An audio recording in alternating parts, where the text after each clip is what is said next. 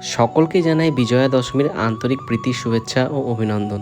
তো বন্ধুরা, সেদিন ছিল নবমী, আর নবমীর দিন আজ কিন্তু রিমিকে সাথে করে নিয়ে বেরিয়ে পড়বো একটু ঘুরতে। কেননা বিগত দুদিন কিন্তু ঘোরা হয়নি, কেননা রিমির শরীরটা কিন্তু একটু খারাপ ছিল। দেখলাম যে এই বছর পর্যন্ত শেষ হয়ে যাচ্ছে, আজকে তোকে নিয়ে একটু ঘুরেই আসি। তো যাই হোক বন্ধুরা, আমি কিন্তু প্রথমেই চলে আসি এই ওয়াইমে মাঠের সামনে এই প্রতিমাটা এবং প্যান্ডেলটা দর্শন করতে, কেননা আগের দিন এই প্যান্ডেলটা আমার দর্শন করা হয়নি।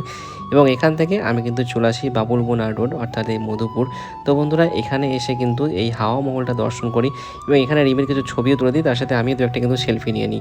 যাই হোক বন্ধুরা, ওখান থেকে আমি কিন্তু চলে আসি এই বিষ্ণুপুর অনামী ক্লাব। এখানকার প্যান্ডেলের প্রতিমা দর্শন করে আমি কিন্তু রওনা দিই বিষ্ণুপুর কালীপুর উদ্দেশ্যে। আর আজকে যে নবমী, আর নবমী দিন দিনের বেলাতেও এত ভিড়, সেটা দেখে আমি অবাক হয়ে গেলাম। আর আমি দেখেছি এই যে কদিন আমি ঘোরাঘুরি করলাম আর কি, বহরমপুর, জিয়াগঞ্জ, লালবাগ, তো রাত্রি গভীর রাত্রি হয়ে গেলেও ভোরবেলা হলেও কিন্তু যথেষ্ট পরিমাণে ভিড় ছিল। একদম ফাঁকা যে ব্যাপারটা থাকে সেটা কিন্তু এবছর ছিল না। তো যাই হোক বন্ধুরা, এদিকে প্রতিমা দর্শন করে আমরা কিন্তু চলে এসেছি একটু খাওয়া দাওয়া করতে। আর আজ কিন্তু চলে এসেছি এই ডমিনোজে। আর বেশ কিছুদিন থেকে রিমি কিন্তু বলছিল যে পিৎজা খাবো, কিন্তু সেটার আর সময় উঠছিল না। যাই হোক বন্ধুরা, আজকে সময়টা হয়েছে, তো এখান থেকে আমি অর্ডার দিয়ে দিই চিকেন ভালকানো বারবিকিউ পিৎজা, তার সাথে কিন্তু অর্ডার দিই চিকেন উইংস। দুটো খাবারই কিন্তু আপাতত চলেছে। তো রিমিকে বললাম কেমন হলো খেতে, বললো বেশ ভালো লেগেছে। তো বন্ধুরা চলো এবার কিন্তু যাওয়া যাক বাড়ি। তো বন্ধুরা, আজকে ভিডিওটি এই পর্যন্তই। ভিডিওটি তোমাদের কেমন লেগেছে অবশ্যই কমেন্টের মাধ্যমে জানিও।